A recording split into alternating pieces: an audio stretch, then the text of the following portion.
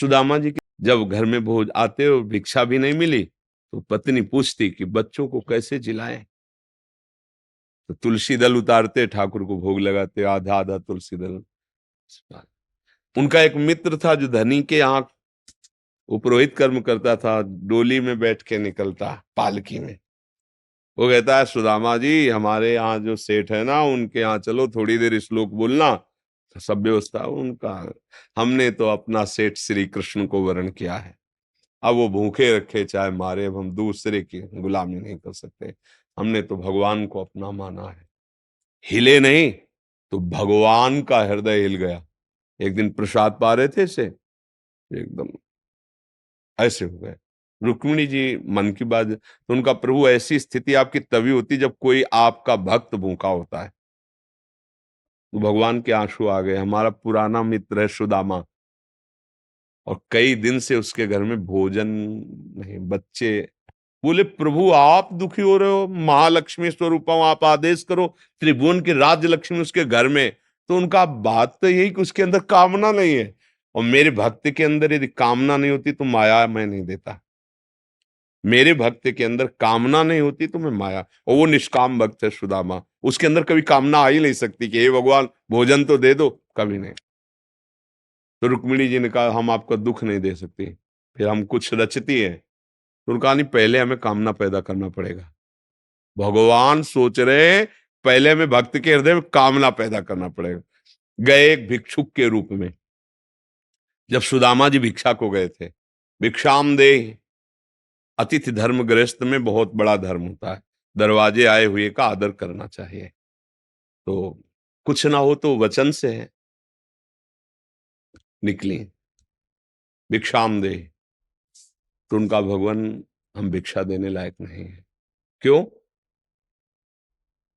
उनका एक पुत्र हुआ है इसलिए सूदक है। ठीक है, 15 दिन बाद आ जाएंगे। बोले मत आना, क्योंकि हमारे जो पुत्र हुआ है वो दरिद्र, दरिद्र नामक पुत्र हुआ है, और इसका सूदक पूरे जीवन में नहीं जाएगा। अर्थात हम दरिद्र हैं, हमारे पास कुछ है ही नहीं जो मैं आपको दे सकूं। भगवान ने कहा सुना है तुम्हारे पति के मित्र द्वारिकाधीश भगवान है, जिनके मित्र श्री कृष्ण द्वारिकाधीश हैं, उनकी ये दशा, एक बार कहो ना अपने पति से कि अपने मित्र के पास जाएं। भगवान चले, पत्नी आए, जब आए सुदामा जी तो पत्नी ने कहा कि हाँ हमें तो स्मरण नहीं था, आपके मित्र द्वारिकाधीश है ना, आप उनके पास जाओगे तो मैं कभी इस बात के लिए नहीं जाऊंगा कि श्री कृष्ण मुझे सांसारिक वस्तु दे, नहीं नहीं। बोले आप कब कह रही मांगना, आप केवल जाओगे तो आपकी दशा देख करके वो आपको दे देंगे। बोले तुम कहती हो तो हमें दर्शन मिलेंगे मेरे प्यारे के, इसलिए मैं जा सकता हूं। अब मित्र के पास, गुरु के पास जाए तो कुछ ऐसा शास्त्रीय सिद्धांत है, कुछ भेंट ले जाए, बेटी के यहाँ जाए, गुरुदेव के यहाँ जाए, आराध्य देव के यहाँ जाए, ऐसा और मित्र के यहाँ जाए तो उनका भेंट के लिए, अब वो खुद खाने के लिए भेंट क्या। सुदामा जी की पत्नी उनका देखो प्रयास करती, 4-5 आस मोहल्ले के घरों में गई तो कुछ तो ऐसे थे देखते ही बंद कर लेते थे दरवाजा कि मांगेगी आके और क्या है। थोड़ा एक प्रिय भाव रखती थी। तो कहा हमारे पति द्वारिकाधीश से मिलने जा रहे हैं, कुछ उनकी भेंट के लिए। तो सूप होता है, सूप से जैसे पछोरा जाता है, अच्छे चावल पीछे हो जाते हैं, टूटे वाले आगे हो जाते हैं, वो टूटे हुए तंदुल जो वो दिए कि हाँ ले लो। वो तंदुल लिए 3 मुट्ठी। अब उनके पास अच्छी रुमाल भी नहीं थी, क्योंकि सब पैसे से होता है, गरीब, इतने गरीब। अपनी फटी हुई कपड़े की धोती उसमें चावल। पूरा बहुत बड़ा चरित्र है, पर जब भगवान के द्वार में पहुंचे तो जहां ब्रह्मा और शंकर भी खड़े रहना होता है, वो द्वारिकाधीश का वैभव। द्वार पाए दरिद्र ब्राह्मण, फटी सी, इतनी बेवाई है, ऐसा शरीर है, आंखों में भगवत तेज समाया हुआ है भगवान। तो उनका भैया एक बार तुम अपने स्वामी से कह दो जाके कि सुदामा नाम का कोई आपका मित्र आया है, बस ऐसा। पार्षदों ने, बड़े दयालु हैं, पार्षदों ने कहा आप यहीं तब तक खड़े रहिए जब तक हम ना आए। और भी पार्षद थे, एक दौड़ते हुए गया, जय जयकार हो प्रभु। कोई एक दरिद्र ब्राह्मण वेश में है और वो सुदामा, सुदामा कूद पड़े भगवान। ब्रह्मा शंकर को भी इंतजार करना पड़ता था, लेकिन सुदामा नाम सुनते ही भाग पड़े भगवान। और ये सब आश्चर्यचकित बात रुक्मिणी जी, पार्षद सब देख रहे हैं कि ऐसे तो कभी भगवान नहीं भागे, कि भाई ब्रह्मा जी आए भगवान भाग पड़े या शंकर जी आए, सब आकर इंतजार करते हैं। और प्रभु जब निकल, प्रभु दौड़ के गए सुदामा जी को। सुदामा जी संकुचित हो रहे हैं कि मेरी हड्डियां ऐसे सुकोमल तन मेरे श्याम सुंदर के लग रही होंगी। वो सकुचते जा रहे कि इतना बड़ा वैभव स्वामी हमें ऐसे, भगवान ऐसे अपने हाथ से चरण पखारे सुदामा जी के, थाल रखकर।